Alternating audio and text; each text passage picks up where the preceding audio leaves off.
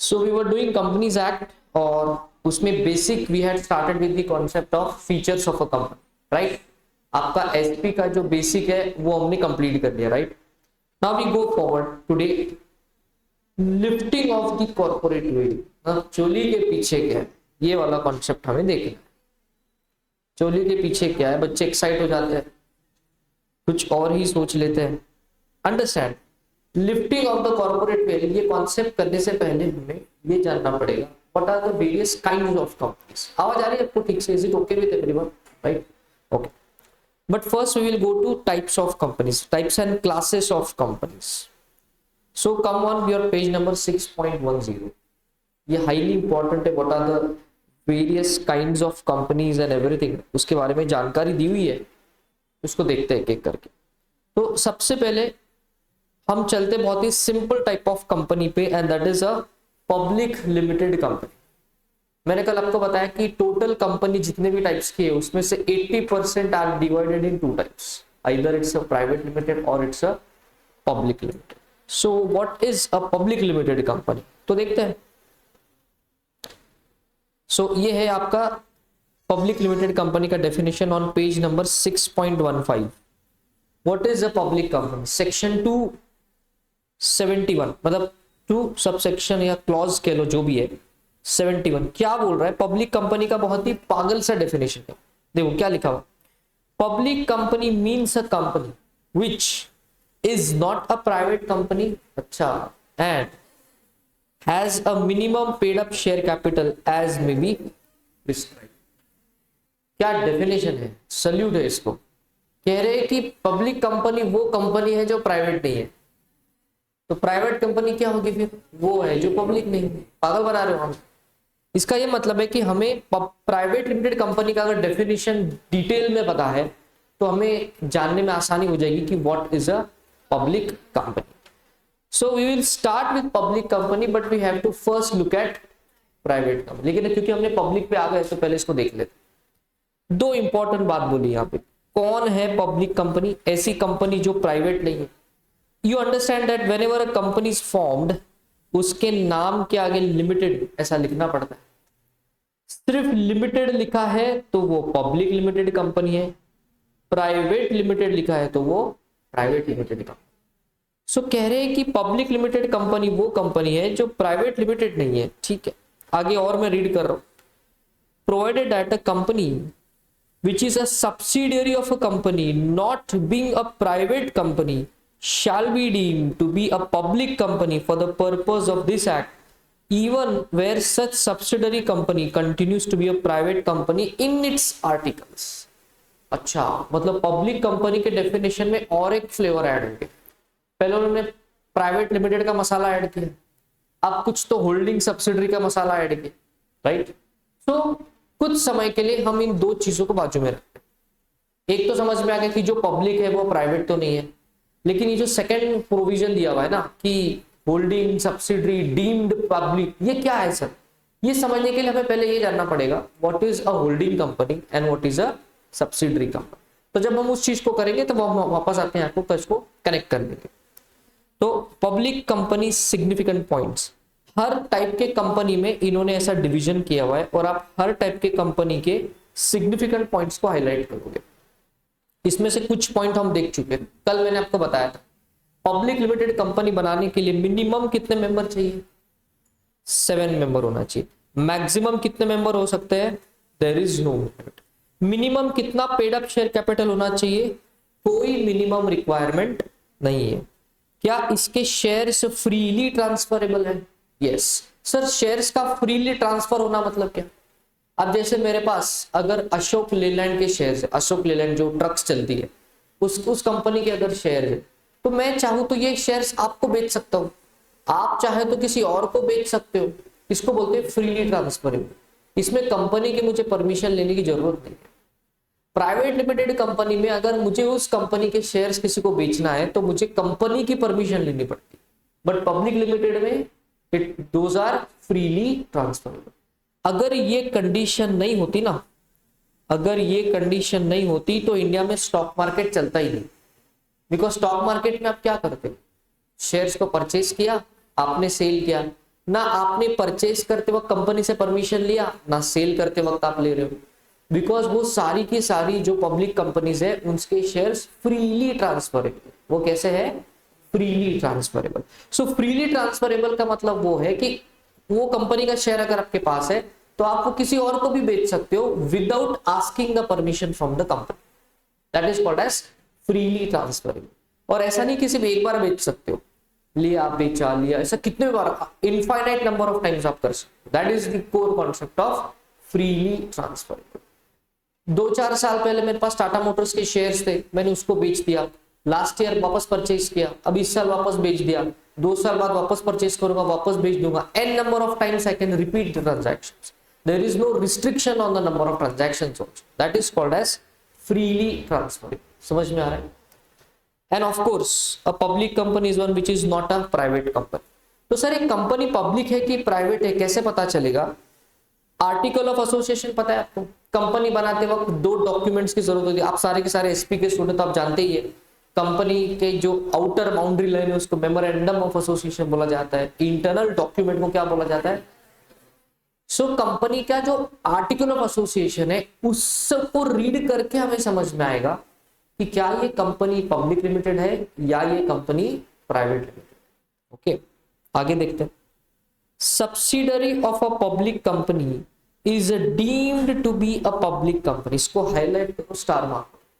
जब हम holding subsidiary का कॉन्सेप्ट कर लेंगे तब वापस इसको आकर हम देखेंगे कि क्या लिखा। Is it okay? That is the concept of public company. That is the concept of public company.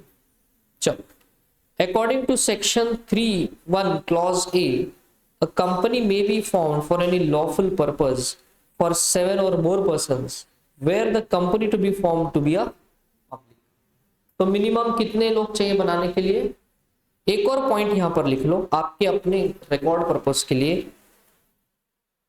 Minimum number of directors, minimum number of directors. तो यहां पर 3 डायरेक्टर होना चाहिए। मिनिमम नंबर ऑफ डायरेक्टर कितना होना चाहिए? मिनिमम 3 डायरेक्टर होना चाहिए।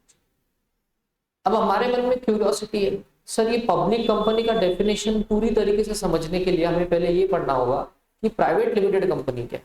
बिकॉज पब्लिक लिमिटेड ने तो पागल डेफिनेशन दे दिया, बोले पब्लिक वो है जो प्राइवेट नहीं है। तो पहले वो पढ़ लेते कि प्राइवेट क्या है, तो और समझ में आएगा कि पब्लिक लिमिटेड कंपनी क्या होती है। लेकिन एग्जाम्पल के तौर पर आप लिख लो, एग्जाम्पल के लिए यहां पर लिख लो all companies listed on stock exchange। Example के लिए all companies listed on stock exchange are also public limited companies। public limited companies। ऐसा क्यों बोला गया सर? पब्लिक लिमिटेड कंपनी क्यों बोला गया? इसके मैक्सिमम नंबर पे कोई अपर लिमिट नहीं है, infinite number of share holders हो सकते हैं। अगर हम रिलायंस की बात करें उसके लगभग 2 से 2.5 करोड़ लोग शेयर होल्डर्स हैं। कितना बड़ा नंबर है? इतने सारे लोग आपने कभी अपनी आंखों से देखे भी है? करेक्ट है। दुनिया का पॉपुलेशन भी उतना नहीं है। अपना पॉपुलेशन कितना है सिटी का? Any idea on this? कितने लोग रहते हैं दुनिया में? कितना पॉपुलेशन? 7-8 लाख के आसपास। रिलायंस के शेयर होल्डर कितने? 2 करोड़ के आसपास। मतलब लगभग जितना मुंबई का पॉपुलेशन है उतने रिलायंस के शेयर होल्डर्स। तो जब इतने सारे लोग आपकी कंपनी के मेंबर्स है इसलिए उसको पब्लिक लिमिटेड बोला जाता है। क्या बोला जाता है? Because so many large amount of people are interested in your company and that's why it's called a public limited. Now let us go and understand what is a private limited company. So I am coming on this concept. Private company, section 2 clause 68। Section 2 clause 68 क्या बोल रहा है? ये सब कुछ section 2 में ही क्यों दिया हुआ है?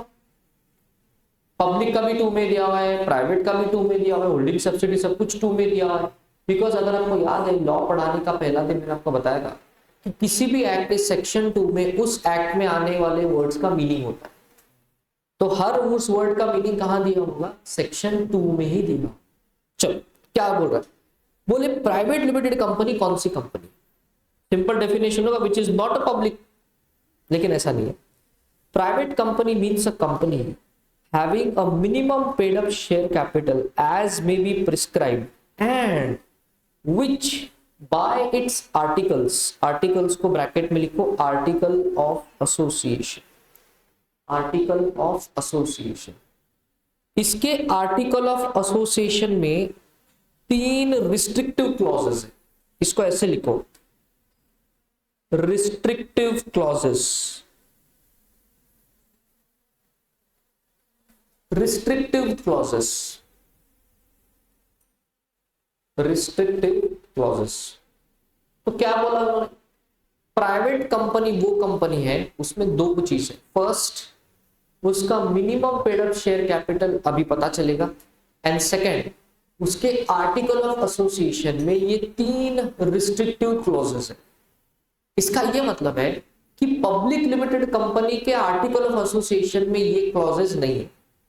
ये क्लॉजेस सिर्फ और सिर्फ कौन से कंपनी के आर्टिकल्स में होता है, private limited company. Now let us come to the point. What are these 3 restrictive clauses? First point कहता है कि कंपनी के शेयर्स फ्रीली ट्रांसफरेबल नहीं है। पब्लिक कंपनी में क्या था, फ्रीली ट्रांसफरेबल। पब्लिक लिमिटेड में क्या, प्राइवेट लिमिटेड में क्या बोल रहा है, नॉट फ्रीली ट्रांसफरेबल। इसका मीनिंग क्या है, not freely transferable. Second point, accept in case of 1 person company, maximum number कितना हो सकता है मेंबर्स का, मैक्स मेंबर्स कितने हो सकते हैं, 200। बोले 200 से ज्यादा आपके मेंबर नहीं हो सकते। पब्लिक लिमिटेड में नंबर कैसा था, अनलिमिटेड। कैसा था, अनलिमिटेड। यहां पर कैसा है, लिमिटेड। मैक्सिमम कितने हो सकते हैं, 200। लेकिन इन टाइप के लोगों को हम 200 के काउंट में नहीं गिनेंगे। मतलब ये जो 200 काउंटिंग करेंगे ना, 1 2 3 4 5 6, ये काउंटिंग करते वक्त हमें 3 पॉइंट्स का ध्यान रखना। सो यहां पर आप लिख लो special category, special category of members, special category of members. अब हम जो पढ़ने वाले हैं वो ये पॉइंट है कि ये जो 200 का फिगर हमने निकाला है कि हम कैसे गिनेंगे 200 लोग, मतलब क्या 200 नाम लिखा होगा क्या आपके रजिस्टर ऑफ मेंबर्स में, ऊपर से लगता है कि हाँ 200 लोगों का लिमिट है, मतलब 200 लोगों का नाम लिखा हो। फिर यहाँ पर लॉ बोलता है ये स्पेशल कैटेगरी के लोग हैं, इनको कैसे काउंट करना है ये आपको बताया जाए। First point is about joint holders. यहां पर आप लिख लो joint holders are counted as 1, joint holder are counted as 1। इसका क्या मतलब है, अगर एक शेयर के 2 लोग मालिक है, सपोज जैसे मैंने आपको कल बताया था, कौन से कंपनी का हमने एग्जांपल लिया था, महिंद्रा एंड महिंद्रा, 3,500 का शेयर था। अब मेरे पास उतने पैसे नहीं है, मेरा दोस्त है वैभव, मैंने बोला चल तू और मैं मिलके इन्वेस्टमेंट करते, और वो एक शेयर पे हम दोनों का राइट है, को ओनरशिप, क्या बोलते हैं उसको, को ओनर। हमने पार्टनरशिप में लिखा था पार्टनरशिप वर्सेस को ओनरशिप। तो उस एक शेयर पे 2 लोगों का नाम है, तो क्या हम उनको 2 अलग अलग कैटेगरी मानेंगे, नहीं। काउंटिंग करते वक्त हम उनको एक ही शेयर होल्डर मानेंगे। क्या करेंगे, काउंटिंग करते we will not count. Imagine करो कि there are 5 shareholders, suppose there are 5 shares, share A B C D and E. A का जो शेयर है वो रमेश के नाम पर है, बी का जो शेयर है वो सुरेश के नाम पर है, सी का जो शेयर है वो मेरे और वैभव के नाम पर है, जॉइंट होल्डिंग है। ओके, यहां पर ये शेयर पप्पू के नाम पर है, और यहां पर ये शेयर लेट अस से फॉर एग्जांपल यस सर के नाम पर है। तो काउंटिंग कैसे करोगे, this is 1, this is 1, this joint will be counted as 1 only, it will not be counted as 2 members, because एक ही शेयर पे 2 नाम है, तो हमारे लिए तो एक ही शेयर होल्डर होगा, and this will be 1, this will be 1। तो काउंटिंग में कैसा आएगा 5। काउंटिंग में 6 नहीं आएगा, यहां पर extra we will not count. Joint holders will be counted as one holder. तो हम पढ़ क्या रहे अभी, वो जो 200 मेंबर का कैटेगरी का कैलकुलेशन हमें करना है, उसमें ये 3 स्पेशल टाइप ऑफ कैटेगरी को खास ध्यान देना है। पहली कैटेगरी है जॉइंट होल्डर्स। तो बोले जॉइंट होल्डर्स को एक ही मान, हो सकता है एक शेयर 10 लोगों के नाम पे हो, हम उसको एक ही काउंट करें। हम कैसे काउंट करेंगे उसको, लॉजिक समझ में आ रहा है। सो that is point number 1 under the counting for 200। Point number 2, person who are in the employment of the company and were the members of the company while in that employment and have continued to be members after the employment ceased shall not be counted for members।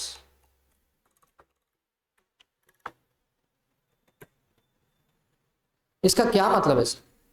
यहां पर इनको ऐसे bracket करके लिखो, employee members, employee members, नीचे लिखो not counted for determining limit of 200। For determining the limit of 200। पहले लिखो फिर समझाता हूं।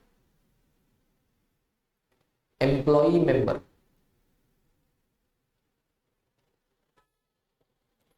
Employee member. सर ये एम्प्लॉई मेंबर कौन? ये नॉर्मली बड़े कंपनीज में होता है। अभी इमेजिन करो हमारी कंपनी है वेलगुर होल्डिंग्स प्राइवेट लिमिटेड, मैंने कल बताया था। अब उस कंपनी में जो लोग काम कर रहे हैं, हमने कुछ शेयर उनके नाम पे भी अलॉट किया, तो वो एम्प्लॉई भी है और वो कंपनी के मेंबर भी है। तो ऐसे एम्प्लॉय मेंबर को 200 के लिमिट में काउंट नहीं करें, 200 के लिमिट में हम काउंट नहीं करें। अभी एम्प्लॉय 2 टाइप के हो सकते हैं। एक एम्प्लॉय जो हमारे कंपनी में अभी है और उनको हमने शेयर्स दिया है, that is the first simple category. Second category, कुछ एम्प्लॉय हमारे कंपनी में पहले काम करते थे, तब हमने उनको शेयर्स अलॉट किया था, over longer period of time वो हमारे कंपनी को छोड़ के चले गए, लेकिन अभी भी कुछ शेयर उनके नाम पर है। ऐसा हो सकता है, हो सकता है आज वो कहीं जॉब और जगह कर रहे हैं, लेकिन उनके नाम पे हमारे शेयर्स अभी भी है। तो ऐसे जो एम्प्लॉय छोड़कर गए और जिनके नाम पे हमारे शेयर्स है, लेकिन ये शेयर्स हमने उनको कब दिए, जब वो हमारे साथ काम कर रहे थे, लेकिन वो छोड़ के चले गए, लेकिन फिर भी शेयर्स अभी भी उनके नाम पर ही है। ऐसे छोड़कर गए हुए एम्प्लॉय मेंबर्स को भी एम्प्लॉय मेंबर्स ही काउंट किया जाता है और उनको भी 200 के लिमिट में हम काउंट नहीं करें।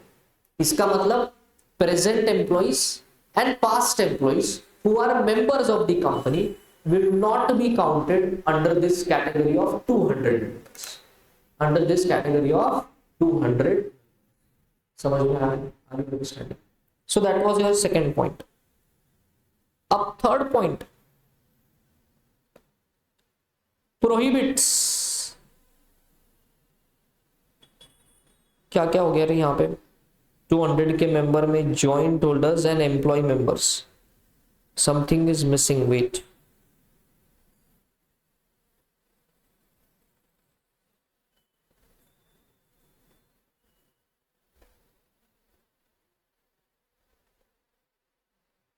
yes 200 का काउंटिंग कैसे करना है समझ में आ रहा है? हम सर पढ़ के आ रहे हैं what are the 3 restrictive clauses in the article of association of a private limited company। उसका फर्स्ट क्लॉज क्या बोल रहा है? शेयर्स फ्रीली ट्रांसफरेबल नहीं है। मतलब अगर किसी प्राइवेट लिमिटेड कंपनी के शेयर्स, अभी जैसे मेरे नाम पर मेरे कंपनी के शेयर्स है, और अगर मुझे किसी को ट्रांसफर करना है तो मेरे को कंपनी का परमिशन लेना पड़ेगा, that is not freely transfer. Second condition क्या था? मैक्सिमम कितने मेंबर हो सकते हैं? 200। इस 200 का काउंटिंग करते वक्त आपको 2-3 स्पेशल कैटेगरी के लोगों का ध्यान देना है। पहला, joint holders will be counted as one single holder, present employee members will not be counted in 200, and past employee members will also not be counted in the bracket of 200. समझ में आ रहा है? तो दो रिस्ट्रिक्टिव क्लॉजेस समझ गए, number of members and what, prohibition on transfer of shares. What is the third one? Prohibits any invitation to public to subscribe for any securities of the company. जैसे आप स्टॉक मार्केट में देखते हो, इस company का IPO आ रहा है, उस कंपनी का आईपीओ आ रहा है, देखा होगा आपने, न्यूज कहीं ना कहीं सुनी होगी. तो आईपीओ आ रहा है मतलब क्या? What is the full form of IPO? Initial public offer. Public offer मतलब इसको में पैसा कौन लगा सकता है? Public at large. मतलब हम पब्लिक से पैसा ले सकते हैं in case of public companies. Private companies में पब्लिक से पैसा लेना अलाउड नहीं. प्राइवेट कंपनीज में पब्लिक से पैसा लेना अलाउड नहीं है. और ये रिस्ट्रिक्शन बहुत स्ट्रिक्ट है, क्योंकि उन्होंने क्या वर्ड यूज किया है? सिर्फ शेयर्स ऐसा वर्ड नहीं यूज किया हुआ है. एनी सिक्योरिटी, शेयर्स हो गए, बॉन्ड्स हो गए, डिबेंचर हो गए, समझ रहे हो, प्रेफरेंस शेयर्स, कुछ भी है कंपनी का, प्राइवेट कंपनी का, तो उसके लिए हम पब्लिक से पैसा नहीं ले सकते. लेकिन सर अगर हमें पब्लिक से पैसा लेना है तो क्या करें? कुछ नहीं, प्राइवेट कंपनी को पब्लिक में कन्वर्ट करो and then you go for fund raising. Private company में तो आप पब्लिक का पैसा नहीं ले सकते. Are you understanding this? आप बोलोगे सर लेकिन वो शार्क टैंक इंडिया में जो लोग आते हैं उनकी तो भी तो प्राइवेट लिमिटेड कंपनी होती है, फिर उसमें भी तो वो शार्क पैसा लगा रहे हैं, तो क्या वो पब्लिक का पैसा माना जाएगा? अंडरस्टैंड, पब्लिक का पैसा कब माना जाएगा? जब आपने प्रोस्पेक्टस इशू किया है, आपने जनरल एडवर्टीजमेंट किया है, आपने लोगों में ढिंडोरा पीटा है कि मेरे को पैसा चाहिए, and then many large number of people are applying in the company, उसको पब्लिक मनी बोला जाता है. एक कोई सिंगल इन्वेस्टर आके इन्वेस्टमेंट करेगा, उसको प्राइवेट ही माना जाए. क्या माना जाएगा उसको? समझ में आ रहा है? लॉजिकल आंसर लग रहा है. So these are the important points related to private limited company. फिर से रिपीट करो, what is the private limited company? तो कह रहा है कि प्राइवेट लिमिटेड कंपनी वो कंपनी है जो इन दो रूल्स को फॉलो करती है. पहला rule minimum paid up share capital हम देखने वाले हैं, एंड सेकंड उस कंपनी के आर्टिकल ऑफ एसोसिएशन में 3 रिस्ट्रिक्टिव क्लॉज. पहला क्लॉज है, what is the first clause? Shares are not freely transferable. Second clause, maximum 200 members allowed. उसमें क्या बोल रहे हैं? कुछ स्पेशल कैटेगरी को कैसे काउंट करना है? बोल रहे जॉइंट होल्डर्स को एक ही काउंट करो, present and past employ members को काउंट नहीं कर. And third, any securities of the company cannot be issued to public. Public का पैसा आप प्राइवेट कंपनी में ले नहीं सकते. सो जो भी ऐसे रिस्ट्रिक्टिव क्लॉजेस किसी भी कंपनी के आर्टिकल ऑफ एसोसिएशन में अगर है तो वो कंपनी क्या मानी जाएगी? Private limited. समझ में आ रहा है? बेसिक अंडरस्टैंडिंग हो रही है. तो इसका यह मतलब है सर कि पब्लिक लिमिटेड कंपनी वो कंपनी है जो प्राइवेट नहीं है. मतलब पब्लिक लिमिटेड कंपनी के आर्टिकल ऑफ एसोसिएशन में ऐसा कुछ भी नहीं लिखा है जो यहां लिखा. उसके शेयर्स फ्रीली ट्रांसफरेबल है, उसमें 200 मेंबर का कोई लिमिटेशन नहीं है, और वो पब्लिक से पैसा ले सकते हैं. जो प्राइवेट नहीं कर सकते वो पब्लिक कर सकता है. बात समझ में आ रही है? अब कुछ more important points on private limited company. Next, no minimum paid up share capital required. Minimum कितने मेंबर होना चाहिए? पब्लिक लिमिटेड में कितना था मिनिमम? 7. मैक्सिमम 200 मेंबर, हम डिटेलिंग इसका देख चुके हैं. Shares are restricted not freely transferable. Public से पैसा हम नहीं ले सकते. हाँ, ये कुछ स्पेशल कैटेगरी कंपनी आ गई. तो सर प्राइवेट लिमिटेड कंपनी में there are 3 types of private limited company. देखो स्क्रीन पे देखते रहो. Under private limited companies there are 3 types. First is normal private limited companies, normal. Second type of private limited company उसको बोला जाता है small company, and then there is a third type of private limited company called as one person company. ये तीनों ही private limited. तो इन तीनों के article of association में वो 3 बातें लिखी हुई है. कौन सी? Shares are not freely transferable, maximum 200। अब ये जो मैक्सिमम 200 वाला क्लॉज है ना, वो यहां पर एप्लीकेबल नहीं है। इसका नाम क्या है कंपनी का? 1%। नाम में क्या लिखा हुआ है? 1%। तो 200 रह सकते हैं क्या यहाँ पर? तो 200 का क्लॉज यहाँ एप्लीकेबल नहीं है, but it is applicable to these to.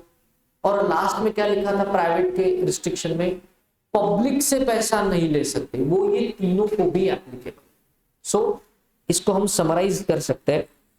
अगर हमेशा देखिए पॉइंट नंबर 1, अरे पॉइंट का स्पेलिंग गलत हो गया है,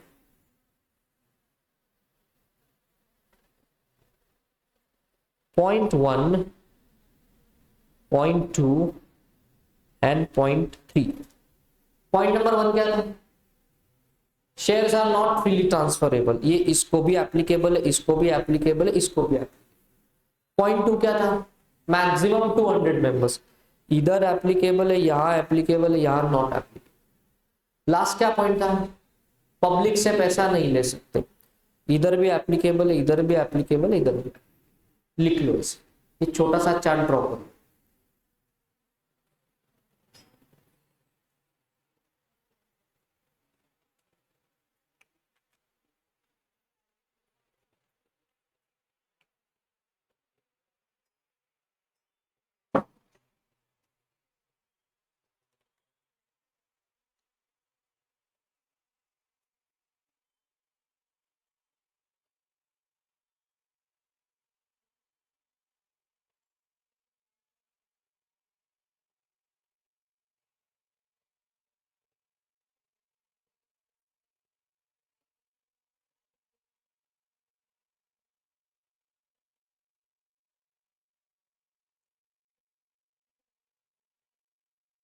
normal private limited, small company and 1% company. Normal में सब पॉइंट्स एप्लीकेबल, स्मॉल में भी सब पॉइंट एप्लीकेबल, 1% में 2 applicable, 1 not applicable.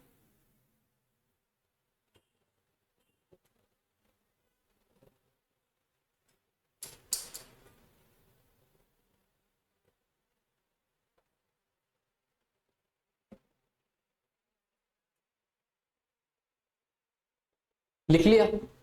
Very easy. तो अब हमें क्या सीखना पड़ेगा? What is normal private limited company, वो हमने ऑलरेडी देख लिया। अच्छा, एक और पॉइंट आप वहां पर लिखोगे, यहाँ पे नहीं, आपके नोट्स में जो वहां पे इंपॉर्टेंट पॉइंट लिखा है ना, सब इंपॉर्टेंट पॉइंट्स ऑफ प्राइवेट, वहां पे लिखो minimum number of directors 2। Minimum number of directors 2। Public में कितने थे? 3, यहां पर कितने? 2।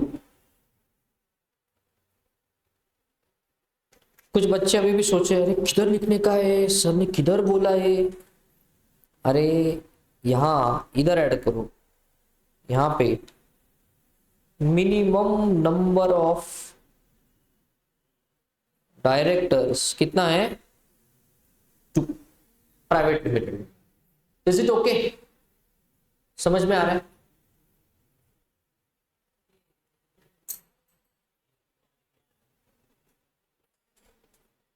आगे बढ़े क्या? पब्लिक लिमिटेड समझ में आया, प्राइवेट लिमिटेड समझ में आया। प्राइवेट में 3 कैटेगरी है, नॉर्मल, स्मॉल, 1%। नॉर्मल तो हमने देख लिया, अब 1 स्मॉल पे चलते हैं। Small, what is a small company? Sir एक ऐसी कंपनी जिसकी हाइट छोटी है। हाइट छोटी है, ये कैसे बच्चों वाली बात? फिर इमोशनल हो गए बच्चे, बोले स्मॉल कंपनी मतलब छोटी कंपनी। तो क्या प्राइवेट लिमिटेड में भी बड़ी प्राइवेट, छोटी प्राइवेट ऐसा होता है क्या?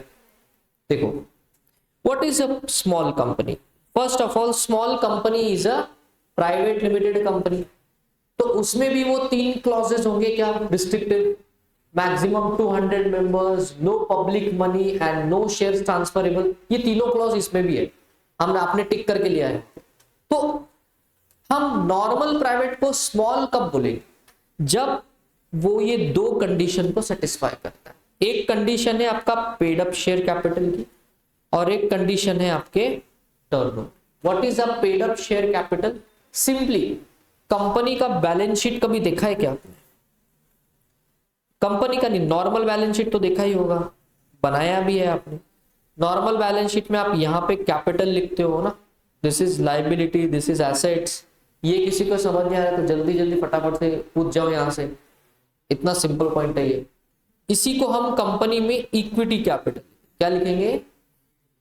इस इक्विटी कैपिटल में कैटेगरीज होती है, authorised, issued, subscribed, paid up. Authorised, issued, subscribed and paid up.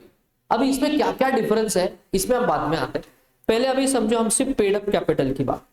कितना मतलब कैपिटल में कितना बैलेंस, कैपिटल में कितना बैलेंस है। तो ये कहते हैं इस पे दो कंडीशन, एक टर्नओवर की कंडीशन मतलब आपका सेल्स की कंडीशन है, और आपका पेड अप कैपिटल पे कंडीशन है। इन दोनों के नंबर के बेसिस पे आप डिसाइड करोगे ये नॉर्मल प्राइवेट है या ये स्मॉल प्राइवेट लिमिटेड कंपनी। तो क्या क्या कंडीशंस है देखो यहां पे, paid up share capital of which does not exceed 50 lakh rupees or such higher amount as may be prescribed which shall not be more than 10 crore and second क्या क्या क्या सर समझा नहीं, अरे सुनो ना, पेड अप शेयर कैपिटल कितना होना चाहिए आपका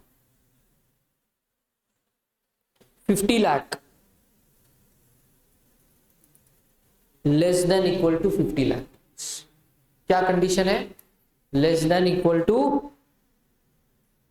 50 lakhs, ये पेड अप शेयर कैपिटल की कंडीशन। फिर लॉ कह रहा है कि ये जो लिमिट है ना, लिमिट ये अभी के लिए 50 लाख है, लॉ इसको बढ़ा भी सकता है। लॉ क्या कर सकता है? इसको बढ़ा भी सकता है। ये मैक्सिमम किधर तक जा सकता है? तो बोल रहा है कि इसकी मैक्स लिमिट 10 करोड़ तक है। इसकी मैक्स लिमिट कितनी है? तो यहां लिखता हूं मैं मैक्स लिमिट 10 करोड़, लेकिन अभी कितना है 50 lakhs। फ्यूचर में बढ़ा के कहां तक जा सकते हैं 10 करोड़। उसके ऊपर गया तो क्या होगा? फिर वो नॉर्मल प्राइवेट में चला जाए, वो क्या होगा? नॉर्मल प्राइवेट में चला जाए। समझ में आ रहा है? So it is the first condition. If you want to become a small private limited company, your paid up share capital as of now has to be less than or equal to 50 lakh. Sir मेरा paid up share capital 1 lakh रुपया है, आप हो small private company. Sir मेरा paid up share capital 49,50,000 है, you are still in that category. Sir it is exactly 50 lakhs, तो क्या करेंगे? You are still in that category. When it will exceed 50 lakh then you will go to the next category. Below or equal to 50 lakh क्या हो जाएगा? Small company हो जाएगा। लेकिन ये तो फर्स्ट कंडीशन है, सेकंड कंडीशन भी है, सेल्स के रिलेटेड, टर्नओवर के रिलेटेड, उधर भी कुछ restriction. Turnover of which as per the profit and loss account for the immediately preceding financial year, ये अलग कंडीशन। बोले अगर हमको आज डिसाइड करना है कि ये कंपनी स्मॉल कंपनी है कि नहीं, तो इसका सेल्स पिछले साल का देख। आज डिसाइड करना है तो सेल्स पिछले साल का देख। क्या लिखा हुआ है word? Immediately preceding financial. Now what is the financial year? ये तो हम कॉमर्स के बच्चे जानते ही है, अप्रैल टू मार्च। और ये लिमिट कितना है? Does not exceed 2 crore rupees or such higher amount as may be prescribed which shall not be more than 100 crore rupees। इसका क्या मतलब है सर? सिंपल है, देखो इधर नेक्स्ट कंडीशन टर्नओवर के। टर्नओवर आपका कितना होना चाहिए? Less than equal to 2 crore. ये मैक्सिमम किधर तक बढ़ा सकते हैं इसको? मैक्स लिमिट कितनी है? 100 करोड़ है। 2 करोड़ तो लिख दिया ना मैंने यहां पे, ये अभी का फिगर है। मैक्सिमम गवर्नमेंट कितना बढ़ा सकता है इसको? 100 करोड़ तक लेके जा सकते हैं, लेकिन अभी कितना है? 2 करोड़। तो आपके एग्जाम के लिए क्या कंडीशन है? Paid up share capital less than equal to 50 lakh and turnover less than equal to 2 crore. ये दोनों कंडीशन एंड में लिखी हुई है, एंड में। इसका क्या मतलब है? दोनों साइमल्टेनियसली फॉलो होना चाहिए। क्या होना चाहिए? दोनों साइमल्टेनियसली फॉलो होना चाहिए। इसमें से एक भी कंडीशन ब्रेक हो गई तो you will be called a normal private company, you will be called a normal private. तो यहां पे लिख लो simultaneous, simultaneous satisfaction required.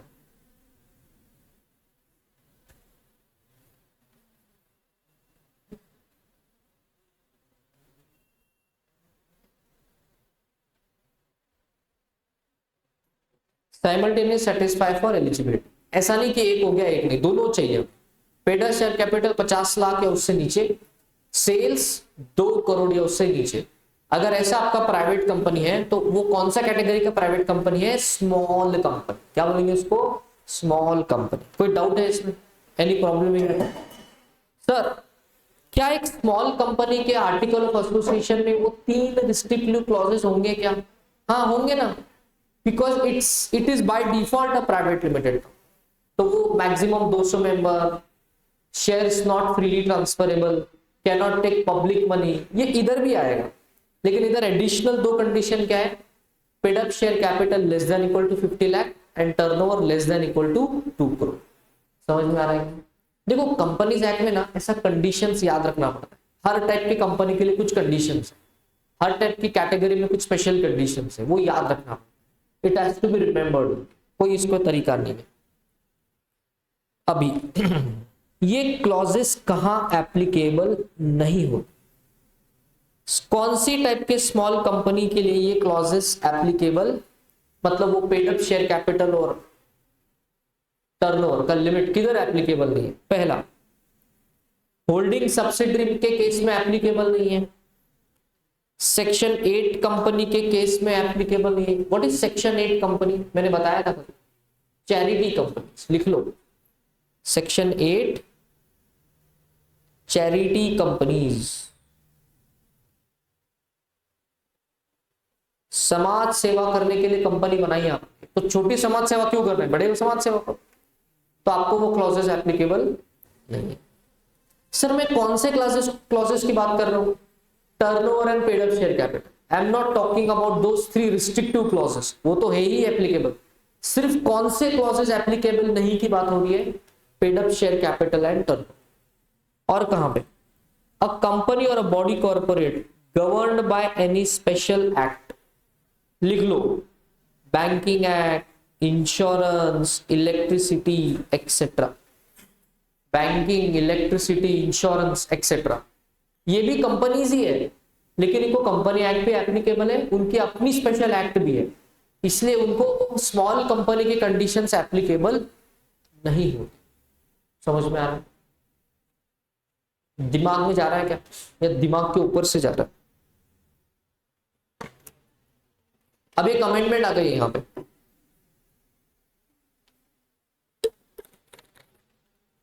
Amendment आ गया सितंबर 22 से ये अमेंडमेंट एप्लीकेबल है, और ये जो टर्नओवर की लिमिट्स है ये रिवाइज हो गई। ये क्या हो गई है? रिवाइज। आईसीआई ने आपको दोनों दिया। आईसीआई ने क्या दिया आपको? टर्नओवर की लिमिट कितनी हो गई? अब हमने कितना पढ़ा था? 2 करोड़, मैक्सिमम कितना होने वाला था? 2 करोड़ के जगह पे अब कितना हो चुका है? 40 करोड़।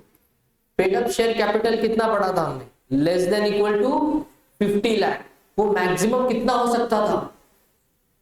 तो गवर्नमेंट ने 15 सितंबर 2022 को चेंज किया, 50 लाख की फिगर को बढ़ाकर कितना किया? 4। तो ओरिजिनली जब कंपनीज एक्ट 2013 आया उस समय 50 लाख और 2 करोड़ का लिमिट था। अब उस लिमिट को इंक्रीज करके कितना कर दिया गया है?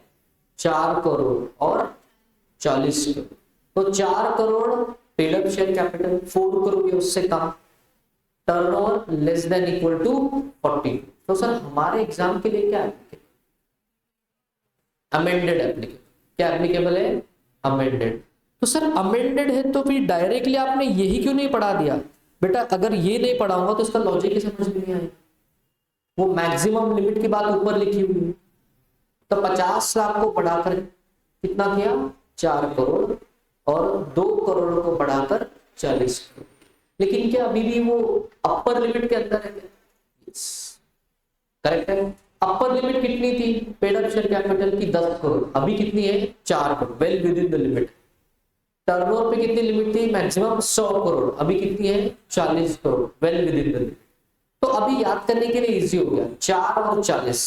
4 paid up share capital, 40 crore का turn. So that is a small public limited, and again not applicable to these charity companies and holding subsidiary company. समझ में आ रहा है? कोई डाउट है किसी को? पूरा आ रहा है समझ में? राइट। तो हमको कौन सी लिमिट याद रखनी है for small private limited company? Paid up share capital should not be more than 4 crore and turnover should not be more than 40 crores। Is it okay? पक्का? गुड। तो ये लिखो एप्लीकेबल फॉर एग्जाम्स, लिख लो उधर, बच्चा कंफ्यूज होता है बाद में। Applicable for exams, applicable for exams.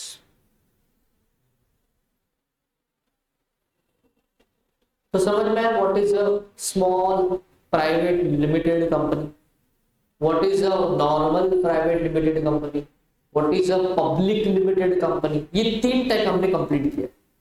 Is it okay?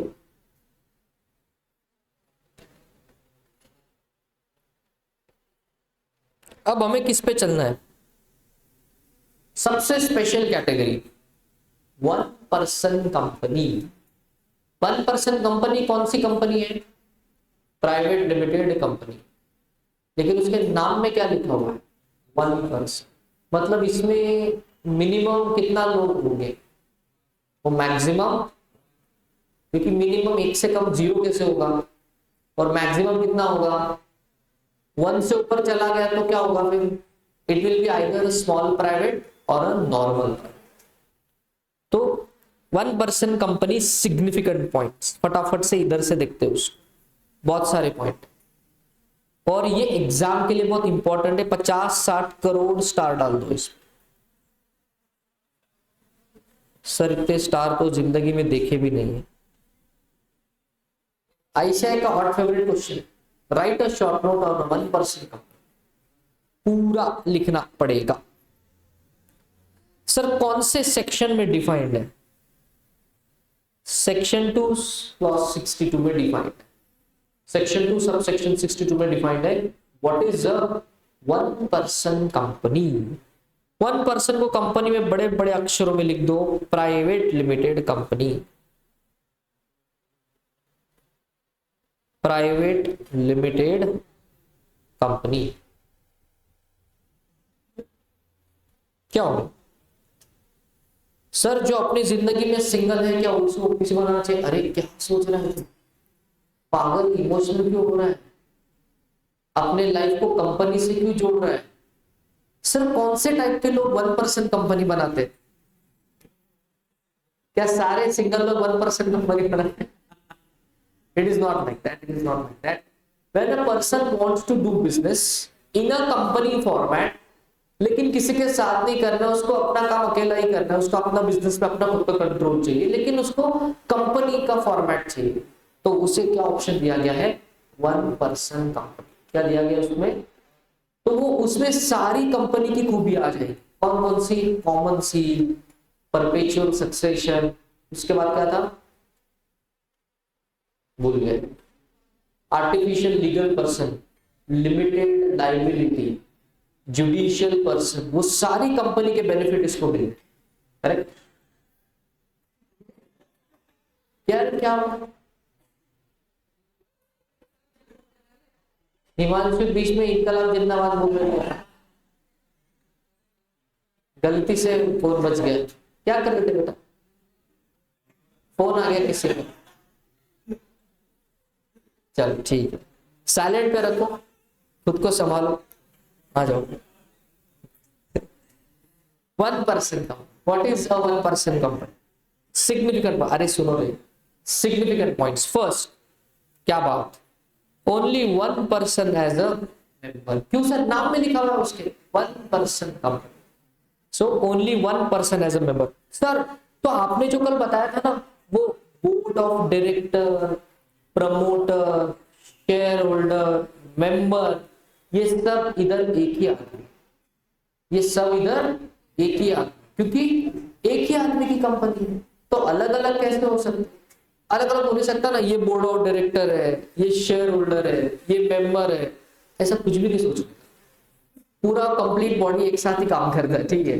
So all this four are single person, all this four are single person. और क्या, मिनिमम कितना पेड अप शेयर कैपिटल चाहिए, कोई लिमिट प्रिस्क्राइब, कोई लिमिट प्रिस्क्राइब नहीं है। Second, अच्छा ये 1 पर्सन कंपनी को बनाते वक्त भी आपको 2 डॉक्यूमेंट तो बनाना ही पड़ेगा, मेमोरेंडम एंड आर्टिकल। और आपने पढ़ा है इसके में, मेमोरेंडम बनाते हैं, आर्टिकल्स बनाते हो, तो उसको कौन साइन करता है, subscribers to the memorandum. Normal इसमें there are more than 2 people, 3 people, इधर कौन है, एक ही आदमी, सिंगल है बेचारा, तो वो ही सब्सक्राइबर है, एक ही सब्सक्राइबर, क्योंकि एक ही आदमी। देखो, the memorandum of OPC shall indicate the name of other person who shall in the event of subscriber death or is incapacity to contract become the member of the company। इसको हम बोलते हैं nominee act. इसको क्या कहते हैं हम, nominee act. देखो एक ही पर्सन, वो बेचारा अकेला सिंगल है, उसका आगे पीछे कोई नहीं, वो ही पर्सन चल बसा, तो कंपनी का क्या होगा। नॉर्मल कंपनीज में परपेचुअल सक्सेशन होता है, तो उसको चलाने के लिए दूसरे लोग भी है। यहाँ एक ही पर्सन मेंबर है, वही बोर्ड ऑफ डायरेक्टर है, वही सब कुछ है। अगर वही चल बसा तो कंपनी को चलाएगा कौन। तो 1 पर्सन कंपनी के मेमोरेंडम ऑफ एसोसिएशन में जब ये हमारा सिंगल बच्चा, बच्चा नहीं, सिंगल आदमी जब साइन करता है, तो उसमें वो लिखता है कि कल को मुझे कुछ हो गया तो मेरे बाद ये पर्सन कंपनी को चलाएगा। लेकिन वो दूसरे पर्सन का जो नाम लिखा है वो मेंबर नहीं है, वो कंपनी में कुछ भी नहीं है, उसका सिर्फ नाम मेंशन, उसका सिर्फ क्या मेंशन है, नाम मेंशन, ठीक है। ओके, अभी उस अदर पर्सन की बात करते हैं। तो अपने एग्जांपल लेते, पप्पू है, पप्पू सिंगल, पप्पू जिंदगी में भी सिंगल है और पप्पू बिजनेस में भी सिंगल। तो बोले मेरे नसीब में सिंगल लिखा हुआ है, तो मैं 1 पर्सन कंपनी बना दूं। पप्पू ने 1 पर्सन कंपनी बना, मेमोरेंडम ऑफ एसोसिएशन में कौन साइन करेगा, पप्पू साइन। पप्पू का एक दोस्त है चिंटू,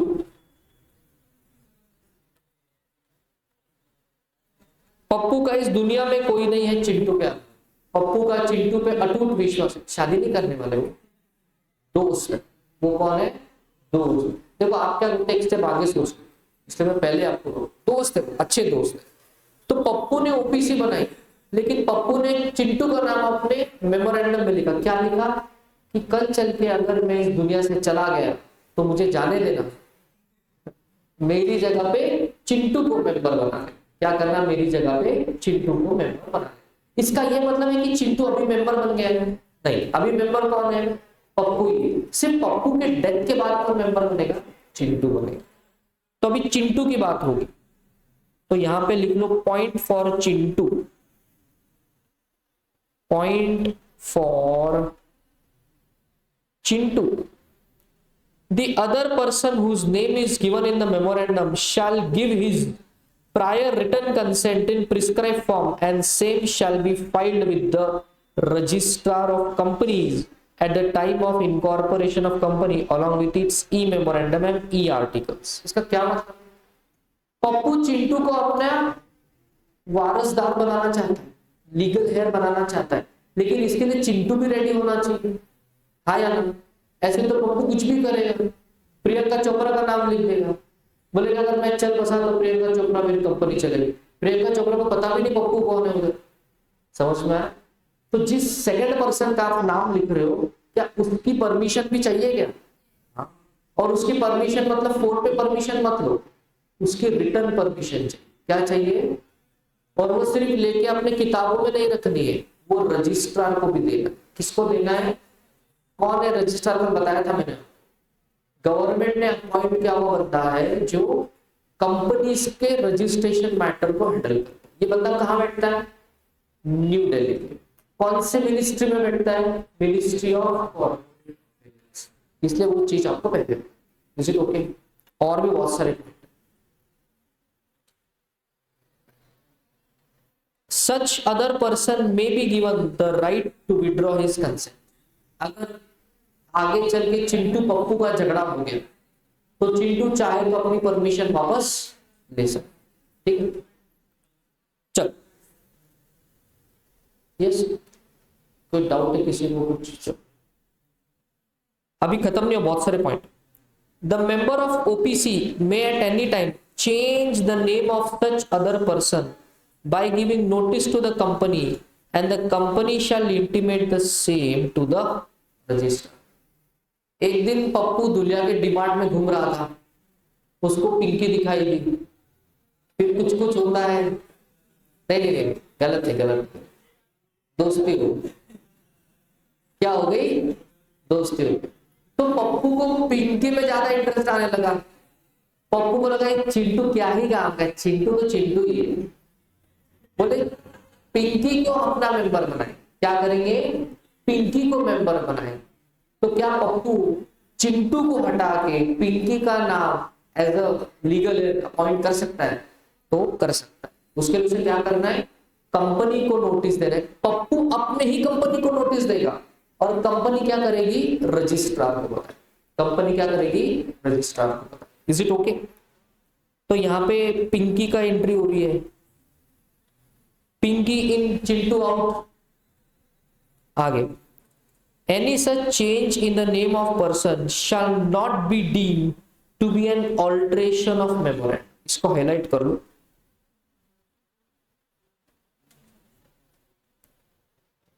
आपको यहां पर मैं पार्टनरशिप की याद दिलाता हूं।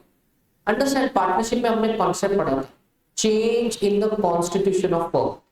ये कब कब होता है? जब कोई पार्टनर चला जाता है, जब कोई पार्टनर अंदर आता है, आप जो बिजनेस कर रहे थे वो बिजनेस चेंज हो गया, या जिस टाइम लिमिट के लिए आपने पार्टनरशिप बनाई थी वो खत्म हो गई। इनमें से कुछ भी हुआ तो हम क्या मानते हैं?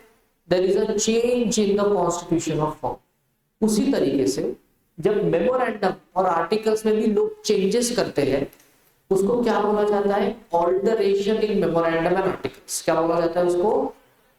लेकिन सिर्फ चिंटू का नाम हटा के पिंकी का नाम अपडेट कर देना, इस मॉडिफिकेशन को ऑल्टरेशन नहीं माने। बिकॉज सर ये ऑल्टरेशन मॉडिफिकेशन तो सेम ही लग रहा है, इतना इज्जत क्यों दिया जा रहा है? अंडरस्टैंड, ऑल्टरेशन जब आप करते हो तब आपको रजिस्ट्रार का परमिशन लेना पड़ता है। मॉडिफिकेशन जब आप करते हो तब आपको परमिशन लेने की जरूरत नहीं है, आपको सिर्फ इंफॉर्मेशन देना।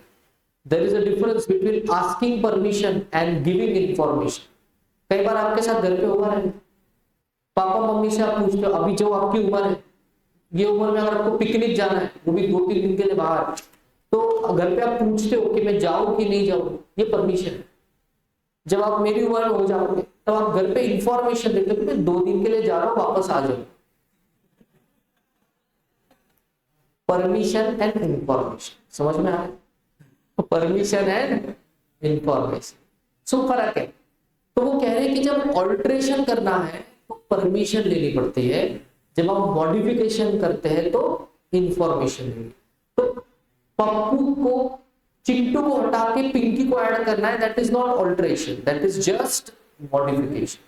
तो हमें परमिशन लेना है क्या? नहीं, हमें क्या करना पड़ेगा? सिर्फ इंफॉर्मेशन। ये सब कुछ किसको बताना पड़ेगा? Registrar of.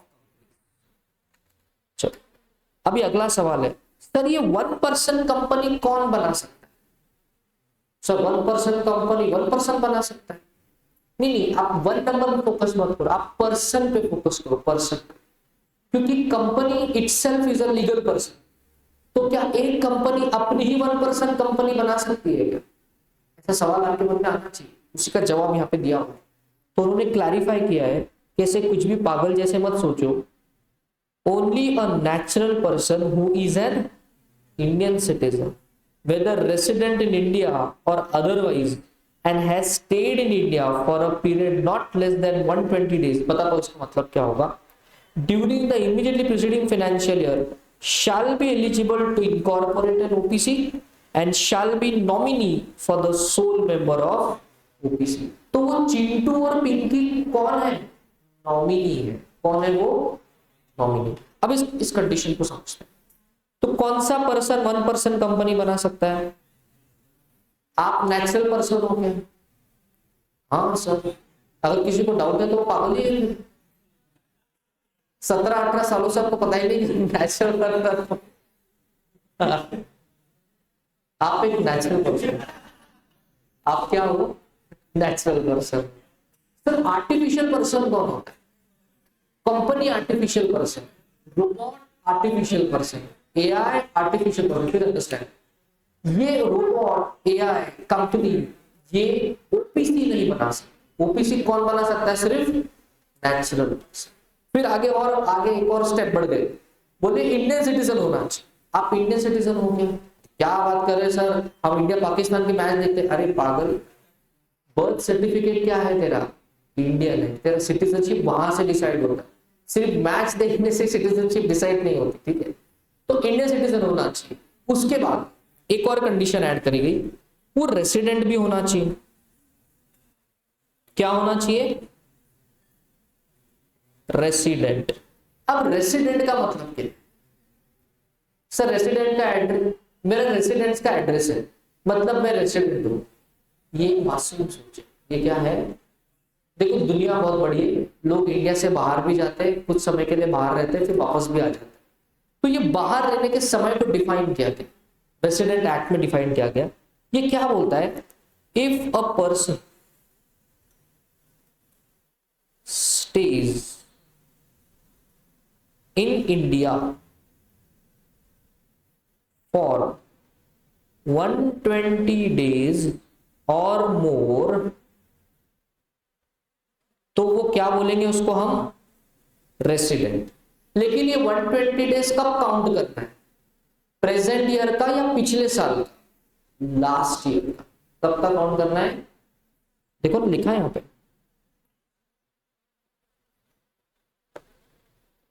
ओह क्रैश हो गया ये।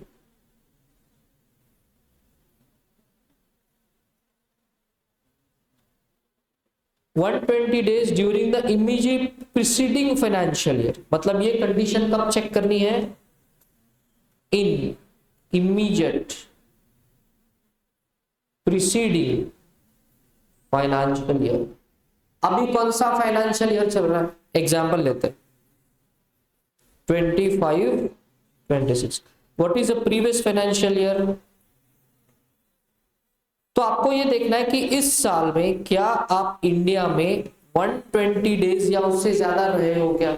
सर हम तो 365 दिन दुनिया में ही थे, हम दुनिया से बाहर ही नहीं गए।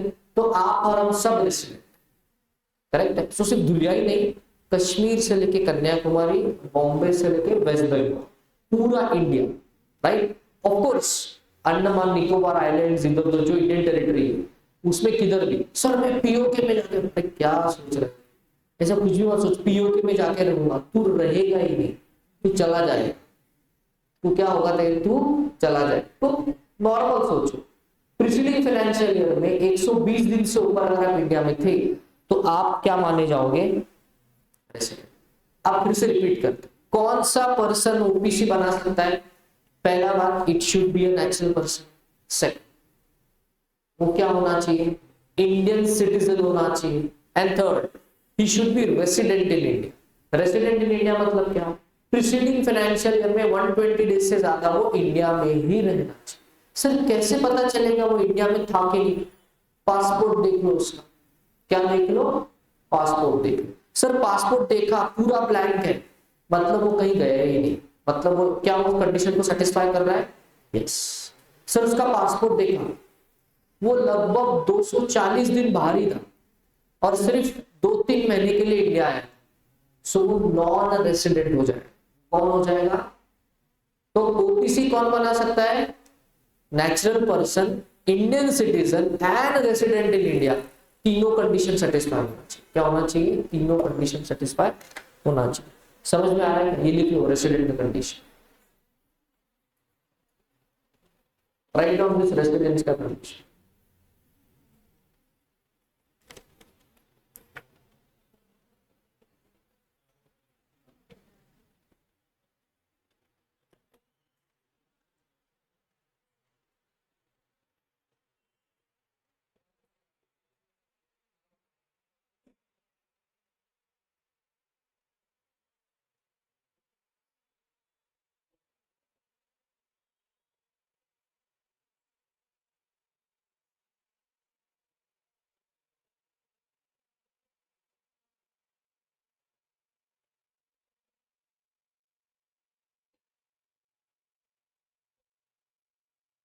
Is it okay? समझ में आ रहा है? ओपीसी में बहुत सारी कंडीशंस हैं, बहुत सारे पॉइंट्स हैं। कमिंग बैक, अच्छा ये तो हो गया कि कौन ओपीसी बना सकता है। अगर आपको ओपीसी में नॉमिनी होना है, नॉमिनी, तो भी उसके लिए वही कंडीशन है, natural person, Indian citizen and resident in India. और क्या कंडीशन है सर? सर कंडीशन खत्म ही नहीं हो रहे। हाँ क्या कर बेटा, है ही important concept. No person shall be eligible to incorporate more than one OPC और become nominee in more than one person company. मतलब मैं कितने ओपीसी बना सकता हूं? एक। मैं कितने ओपीसी में नॉमिनी रह सकता हूं? एक। सर ऐसा हो सकता है क्या कि मैंने अपना ओपीसी बनाया और मैं मेरे दोस्त के ओपीसी में नॉमिनी भी हूं? चलेगा। एक ओपीसी का कंडीशन हो गया और एक नॉमिनी का कंडीशन। मैक्सिमम कितना हो सकता है? दोनों ही केस में। समझ में आ रहा है? आपकी बात हो रही है। No minor shall become a member और नॉमिनी ऑफ ओपीसी और can hold share with the beneficial interest. Minor इससे भी बाहर, इधर भी कोई बेनिफिट नहीं है। Such company cannot be incorporated or converted into a company under Section 8 of the Act, though it may be converted to private or public companies in certain cases. So OPC cannot be converted into a charity company. आप OPC को charity company में convert नहीं कर सकते। लेकिन sir क्या हम इसको बाकी कंपनी के फॉर्मेट में कन्वर्ट कर सकते हैं? कर सकते हैं। सर कैसे करें? बहुत सिंपल है। वन पर्सन था, आपने एक और सब्सक्राइबर को ऐड कर दो, उसको मेंबर बना दो, तो आप नॉर्मल प्राइवेट में हो जाओगे। उसमें भी अगर आपका turnover paid up share capital 40 और 4 करोड़ के नीचे, तो आप स्मॉल प्राइवेट में हो जाओगे। उससे ऊपर चले जाओगे तो आप नॉर्मल प्राइवेट में हो जाओगे। पब्लिक से पैसा उठा लिया तो पब्लिक बन जाओगे। समझ में आ रहा है? So company format can be converted, company format can be converted. लेकिन ये सारा की सारा कन्वर्जन किसको पूछ के करना पड़ेगा?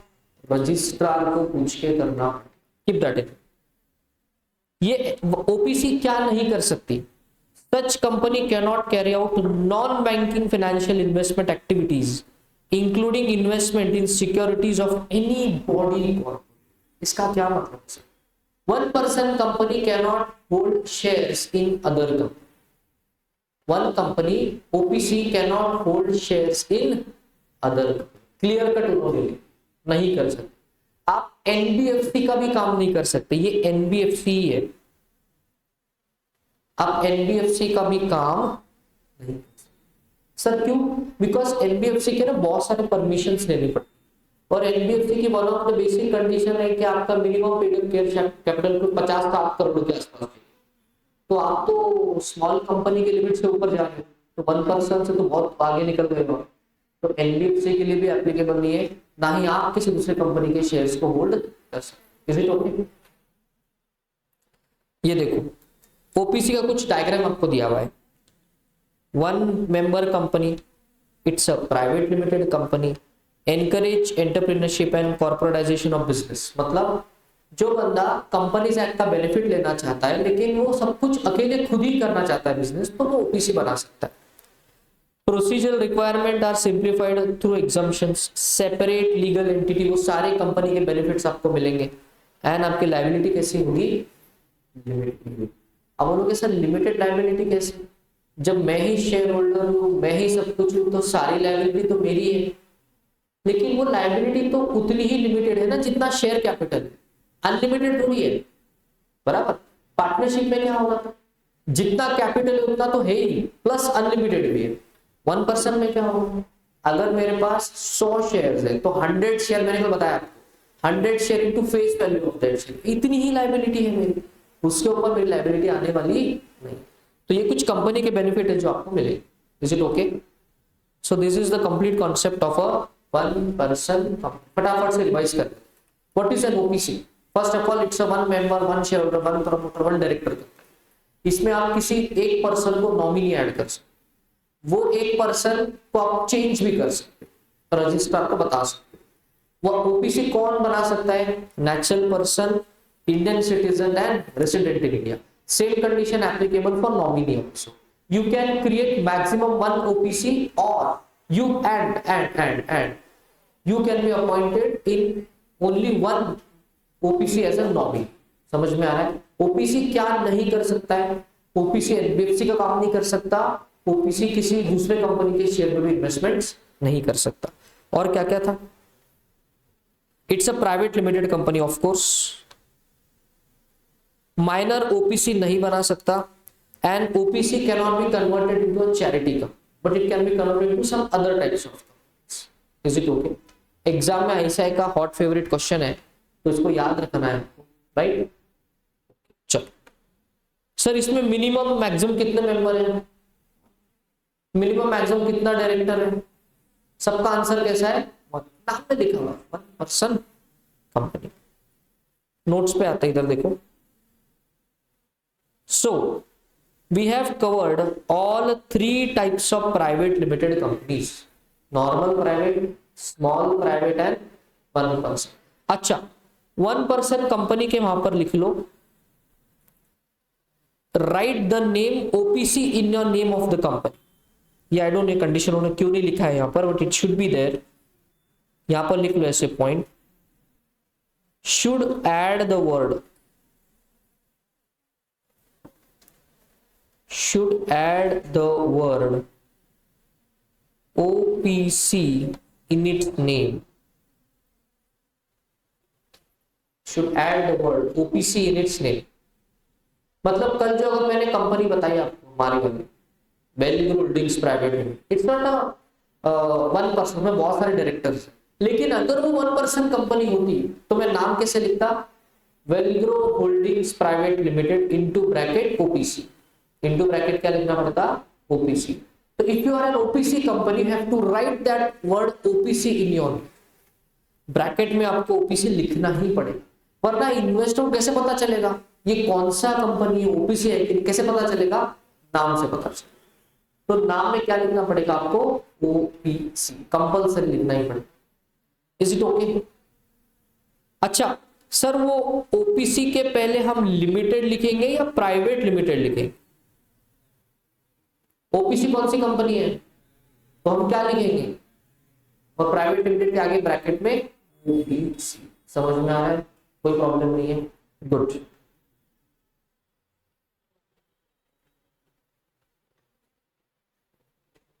कंफ्यूज मत होना। Now will go to other category of company called as the holding company and subsidiary company. Holding company and subsidiary company.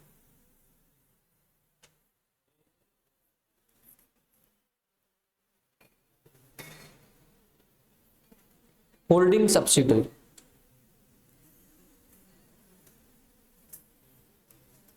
Holding subsidiary को हाईलाइट करो, इंपॉर्टेंट मार्क करो।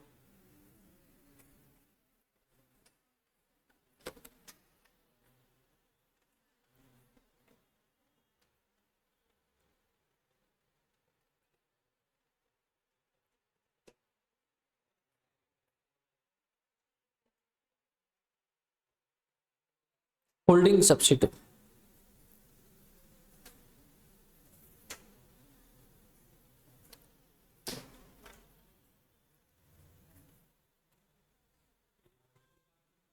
इसमें एक्चुअली 3 टाइप है, होल्डिंग, सब्सिडरी एंड एसोसिएट। पहले कुछ बताते हैं आपको। Now types of companies based on control, based on control, based on control there are 3 types of companies। एक है होल्डिंग कंपनी, एक है सब्सिडरी कंपनी और एक है associate company, HSA, holding, subsidiary and associate. Sir control का meaning क्या है? सर कंट्रोल मतलब वो कंट्रोल मजनू, कंट्रोल नहीं रह पाते, कुछ भी सोचता है, तो वो नहीं। कंट्रोल का मतलब है उस कंपनी पे आपका कैसा शेयर होल्डर है, मतलब आपका क्या 51% से ज्यादा शेयर होल्डिंग है, परसेंटेज ऑफ शेयर होल्डिंग, और you are controlling the board of director of that company, उसको हम कंट्रोल बोलते हैं। अगर मेरे पास रिलायंस के 52% शेयर्स है, तो मुकेश अंबानी मेरे घर पे आ जाए, बोलेगा साहब क्या करना है बताओ, बिकॉज मेरा उस कंपनी पे एब्सोल्यूट कंट्रोल, क्योंकि वोटिंग राइट्स किसके पास ज्यादा है, मेरे पास ज्यादा है।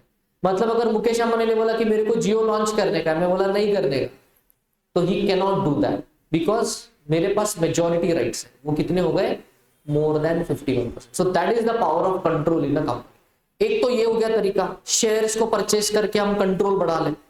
दूसरा तरीका है, हमारे पास शेयर्स नहीं है, लेकिन उस कंपनी के जो बोर्ड ऑफ डायरेक्टर है वो मेरी ही बात मानते हैं। जैसा मैं बोलूंगा वैसा वो कर देंगे। मैं बोलूंगा यहां से नीचे कूद जाओ, वो कूद जाएंगे। मैं बोलूंगा ये नया प्रोडक्ट लॉन्च करो, वो कर देंगे। मैं बोलूंगा ये बिजनेस नहीं करना, वो नहीं करेंगे। तो जैसा मैं बोल रहा हूँ वो वैसा ही करेंगे। तो मैं बोलूंगा I am controlling the board of directors of that company. मैं क्या बोलूंगा, I am controlling the board of directors of that company and ultimately I am controlling the company. Because company कौन चलाता है, बोर्ड ऑफ डायरेक्टर। उनको कौन control कर रहा है, मैं कर रहा हूं। तो अल्टीमेटली मैं कंपनी को ही कंट्रोल कर रहा हूं, समझ लो। तो कंपनी पे कंट्रोल लगाने के दो तरीके। पहला simple, go on purchasing the shares of the company and increase your percentage in that company, एक तरीका। दूसरा तरीका, वहां के बोर्ड ऑफ डायरेक्टर्स को अपने वश में कर लो, काला जादू वादू कर। ऐसा कुछ भी नहीं सोचने का, जो मूवीज में दिखाते दैट्स अ डिफरेंट स्टोरी। लेकिन अगर वो आपकी बात मानते हैं, आप जैसा बोलो वैसा ही करते हैं, सो that is also way of controlling a company. So company पे कंट्रोल कैसे बनाया जाता है, how do you control a company, what is a one way. ये फिर बार बार क्रैश हो रहा है। What is the first way of controlling a company, controlling the board of directors of the company, and what is the next one. हाँ हाँ मैं सुन रहा हूं, बोलते जाओ।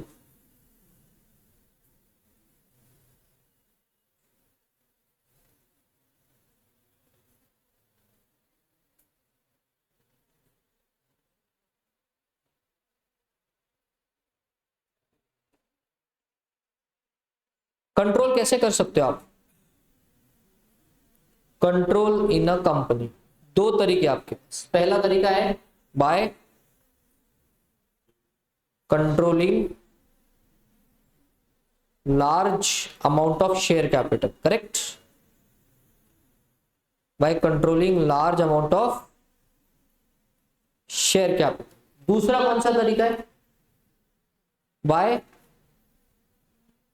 Controlling board of directors. या तो आप शेयर्स को कंट्रोल कर लो या बोर्ड को कंट्रोल, बात एक।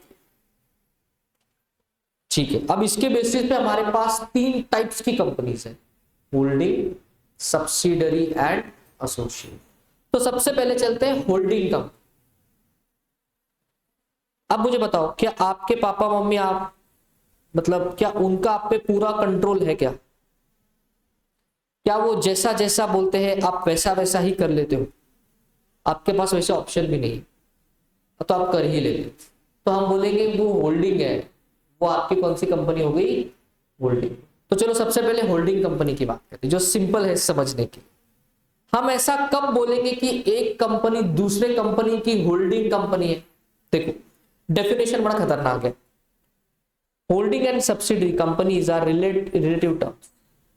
पहला holding company, a company is a holding company in relation to one or more other companies means a company of which such companies are subsidiary companies. अच्छा, for the purpose of this clause, expression company includes any body corporate.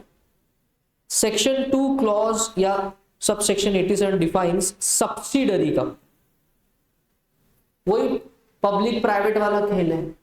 Public company के definition में क्या लिखा था, बोले public company वो company है जो प्राइवेट थी। तो पहले हमको पब्लिक पढ़ना पड़ा, फिर हमने जाके प्राइवेट पढ़ा, तो दोनों में क्लैरिटी। होल्डिंग कंपनी के लिए उन्होंने क्या बोला, एक कंपनी दूसरे कंपनी की होल्डिंग कंपनी तब है जब दूसरी कंपनी पहले कंपनी की सब्सिडरी कंपनी। सर क्या बोला, दिमाग में पूरा भूचक्कर हो गया, दिमाग में सूर्य नमस्कार हो गया, ब्रेन ट्विस्टर हो गया। ये तो वही बात हो गई, तू मेरे को ये समझाना है कि उसको क्या समझाना है, तू ये समझा, ये वाली बात समझ रहे हो। सो मैं उस दूसरी कंपनी का होल्डिंग कंपनी कब हूं, जब वो दूसरी कंपनी मेरी सब्सिडरी कंपनी है। तो मुझे पहले क्या जानना पड़ेगा, कि सब्सिडरी कंपनी क्या हो। जब वो क्लैरिटी हो जाएगी तो मुझे क्या पता चलेगा कि होल्डिंग कंपनी क्या। तो चलो let us understand what is a subsidiary company. In relation to any other company means a company in which the holding company has two things. First, controls the composition of the board of directors or exercises or control more than one half of the total voting powers either at its own or together with one or more of its subsidiary companies। Sir बिल्कुल ही समझ में नहीं आया, बताओ क्या क्या। देखो थोड़ा दिमाग को ओपन रखो। ये होल्डिंग कंपनी है, ये सब्सिडरी कंपनी, अपन नाम देते हैं उसको, let us call it Pappu limited या फिर ए कंपनी बी कंपनी, ऐसा ही बोलते हैं। पप्पू लिमिटेड वो प्राइवेट लिमिटेड पब्लिक में करना पड़ेगा। This is company A and this is company B. Company A holding है, कंपनी बी सब्सिडरी है। तो ज्यादा पावरफुल कंपनी कौन सी है? Company A, because company A company B को कंट्रोल कर रही है। क्या कर रही है? होल्डिंग कंपनी कैसे कंट्रोल करती है सब्सिडरी कंपनी को? तो होल्डिंग कंपनी के पास दो ऑप्शन। पहला मैंने बताया आपको, क्या करोगे? कंट्रोल बोर्ड ऑफ, कौन बोर्ड में मेंबर रहेगा, कौन नहीं रहेगा, किसको निकाल देना है, क्या करना है, वो अगर कंपनी ए के हाथ में है। कंपनी ए बोलता है कि कंपनी बी में कौन बोर्ड ऑफ डायरेक्टर बनेगा, नहीं बनेगा, कैसा डिसीजन होगा, तो अल्टीमेटली कंपनी ए के पास कंपनी बी का कंट्रोल है। ये एक तरीका हो गया। और दूसरा तरीका है, कंपनी ए के बुक्स में, कंपनी ए के बुक्स में उसने कंपनी बी के शेयर्स परचेज करे, इन्वेस्टमेंट में दिखेंगे, एसेट साइड में ही होगा, कोई प्रॉब्लम है इसमें नहीं है। कंपनी ए ने कंपनी बी के क्या परचेस करे हैं? शेयर्स परचेस करे। और हर शेयर के साथ वोटिंग राइट्स आता है। हर शेयर के साथ क्या आता है? तो वोटिंग पावर कितना है कंपनी ए के पास? Voting power more than 50%। Voting power more than कितना है? 50%। मतलब कंपनी ए के पास कंपनी बी के मोर देन 50% अगर शेयर्स है तो हम बोलेंगे कंपनी ए होल्डिंग कंपनी है और company B subsidiary company. Right?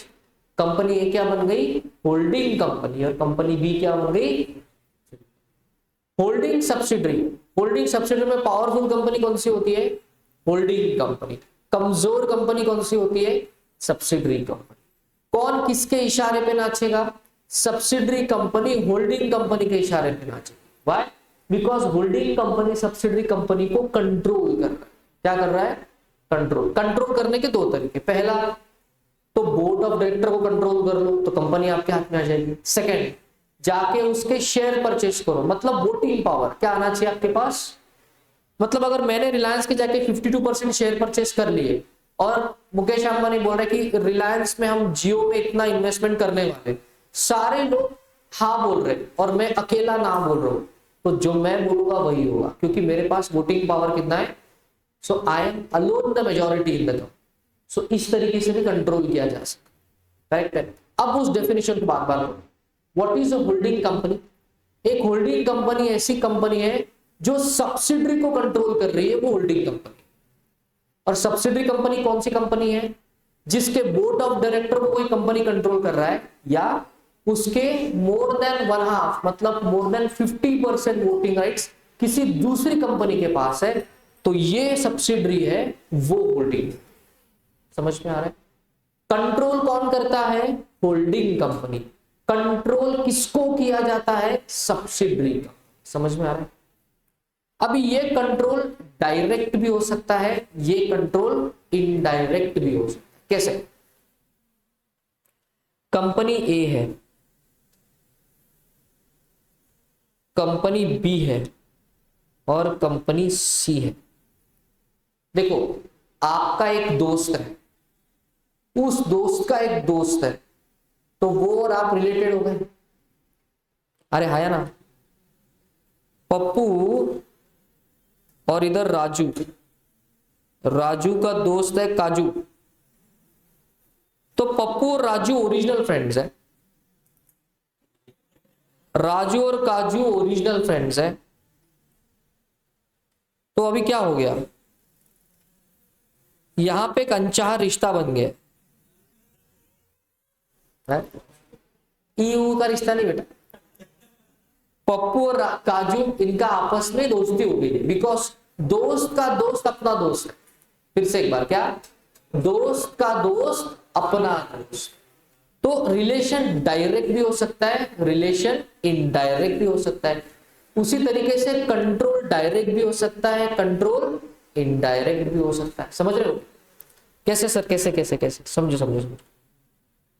Company A, company A controls company B. Imagine करो कंपनी ए के पास कंपनी बी के 52% शेयर्स। किसके शेयर्स है वो, बी के।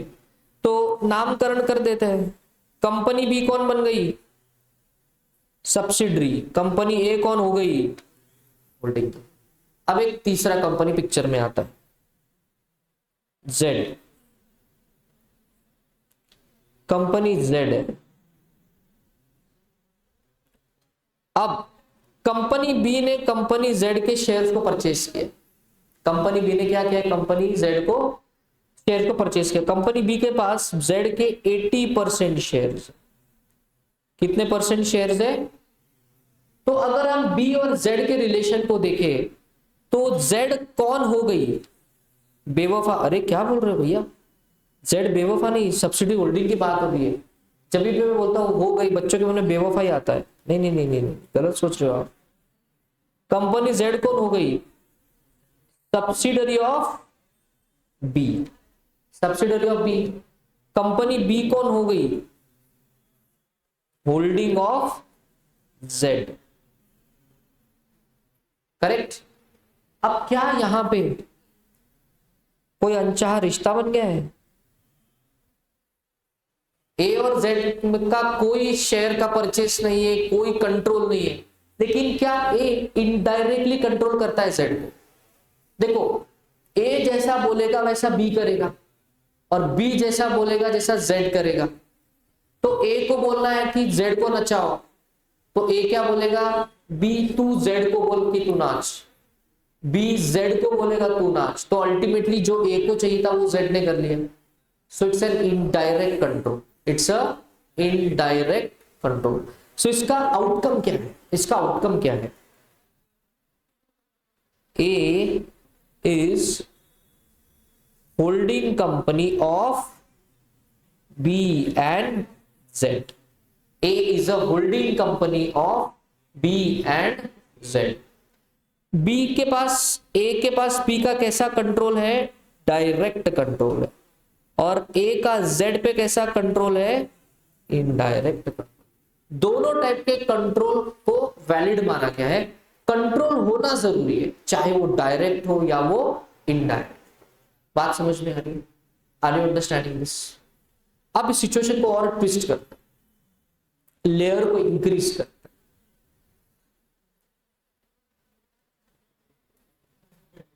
ए लिमिटेड के पास 80% शेयर्स है बी लिमिटेड, ठीक।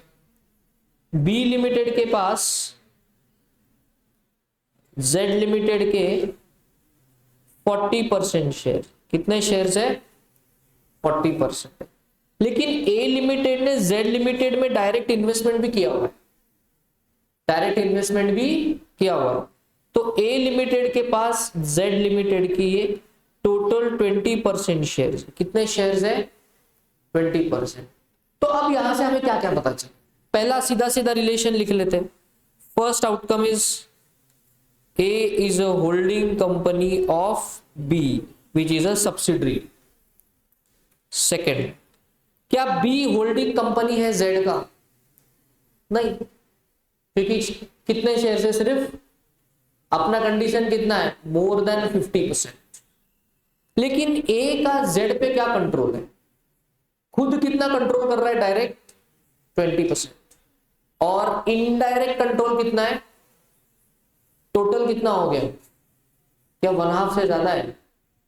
तो एक रिलेशन हो गया, A also B holding company of Z which is a subsidiary. समझ में आ रहा है, यहां पे बी और जेड में कोई रिलेशन नहीं है, लेकिन हम ए कंपनी है, हम डायरेक्ट 20% कंट्रोल करते हैं, इनडायरेक्ट 40% कंट्रोल करते हैं, तो मिक्स करोगे तो total is more than 50। That's why B तो मेरा ओरिजिनल सब्सिडरी है ही, जेड भी मेरा सब्सिडरी है। कौन है, जेड भी मेरा कौन बन गया, सब्सिडरी। मैं बार बार रिपीट कर रहा हूं, होल्डिंग कंपनी सब्सिडरी कंपनी में दोनों टाइप के कंट्रोल को वैलिड माना गया है, डायरेक्ट एंड इनडायरेक्ट। तो आपको तीनों टाइप के वेरिएशन बता, indirect with complete percentage, indirect with some combination percentage, and direct वाला holding subsidy. Is it okay, समझ में आ रहा है, कोई प्रॉब्लम नहीं है। लिख लो ये वाला भी एग्जाम्पल लिख लो, और ये वाला भी एग्जाम्पल।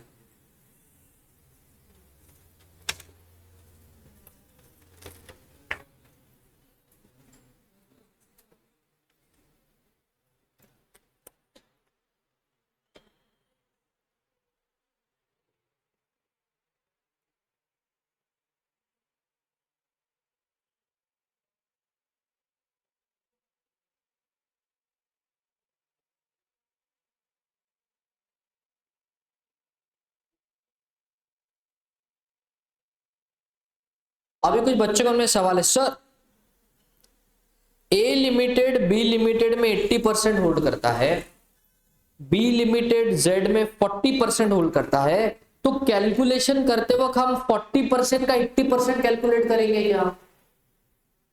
ऐसा अगर किसके मन में डाउट आ रहा है तो वो नेचुरल है, लेकिन लॉ के नजर में it's either complete calculation proportionate नहीं होता, प्रोपोर्शनेट नहीं होता, तो हम सीधा सीधा कैलकुलेट करेंगे। ए बी में कितना होल्ड करता है 80%, ए जेड में कितना होल्ड करता है डायरेक्ट 20, इनडायरेक्ट 40, टोटल 60, बन गया सब्सिडरी कंपनी। क्या बन गया? Subsidiary company. आपके रेफरेंस के लिए लिख रहा हूं मैं, ए कंट्रोल्स जेड। कैसे कंट्रोल करता है? Directly 20% and through B 40%, total कितना हो गया 60%। That's why Z is a subsidiary of A limited. Z company subsidiary company of A company.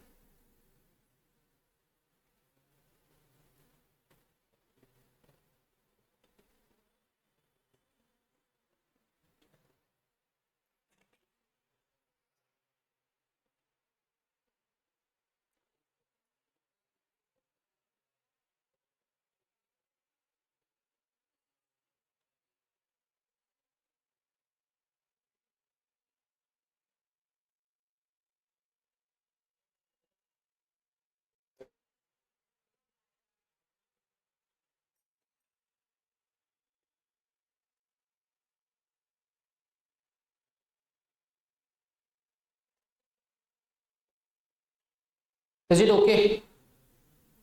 अब एक फन फैक्ट पे आता है। ये तो हमने सिंपल सिंपल सीख लिया। What if a holding company is a private company, subsidy is a public company, और vice versa. Holding company is a public company and subsidiary company is a private limited company. तो देखो,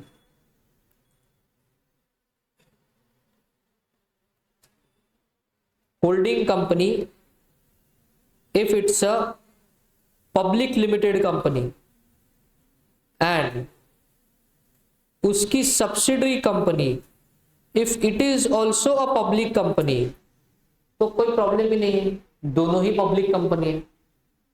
तो ये तो simple situation. Holding company अगर public company है and subsidiary company अगर private limited company है, फिर क्या होगा? कौन बड़ा कंपनी है? एच। तो हम बोलेंगे ये जो सब्सिडरी कंपनी है it will be deemed public company, it will become a deemed public company, क्योंकि मेरे पे जो कंट्रोल कर रहा है वो कौन है, पब्लिक कंपनी है, तो मेरा नेचर भी कैसा हो जाएगा, पब्लिक कंपनी। समझ में आ रहा है, मेरा नेचर भी कैसा हो जाएगा, पब्लिक कंपनी। सर उल्टा हुआ तो, होल्डिंग कंपनी प्राइवेट कंपनी है और सब्सिडरी कंपनी पब्लिक कंपनी है, कैसा हो सकता है, कैन दिस हैपन? ऐसा उल्टा पॉसिबल ही नहीं है, ऐसा उल्टा पॉसिबल ही नहीं है। सर क्यों सर? अंडरस्टैंड, पब्लिक कंपनी में आप पब्लिक का पैसा ले सकते हो, प्राइवेट कंपनी के आर्टिकल ऑफ एसोसिएशन में क्या लिखा हुआ है, you can not accept public का पैसा, you can not accept, right. So अगर आप एक पब्लिक कंपनी को होल्ड करते हो, उसको कंट्रोल कर रहे हो, उसमें पब्लिक का पैसा आ रहा है, मतलब पब्लिक का पैसा आपके पास ही आ रहा है, how can that happen, how can that happen? So वो उल्टा पॉसिबल ही नहीं, या तो वो सिचुएशन होगी या फिर ये सिचुएशन, या तो वो सिचुएशन होगी या तो क्या होगी, ये सिचुएशन। बात समझ में आ रही है, आर यू अंडरस्टैंडिंग? तो ये लिख लो, होल्डिंग कंपनी पब्लिक है, प्राइवेट सब्सिडरी कंपनी पब्लिक है, कोई प्रॉब्लम नहीं है। होल्डिंग कंपनी पब्लिक है, सब्सिडरी कंपनी प्राइवेट है, तो वो डीम्ड पब्लिक माना जाए, क्या माना जाएगा, डीम्ड पब्लिक कंपनी माना जाएगा।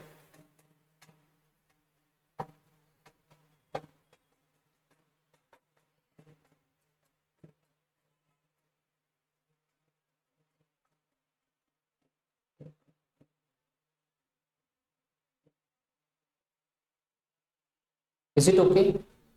पक्का समझ में आ रहा है? ये लिख लिया क्या आपने? सब कुछ नोट्स पे प्रिंटेड है।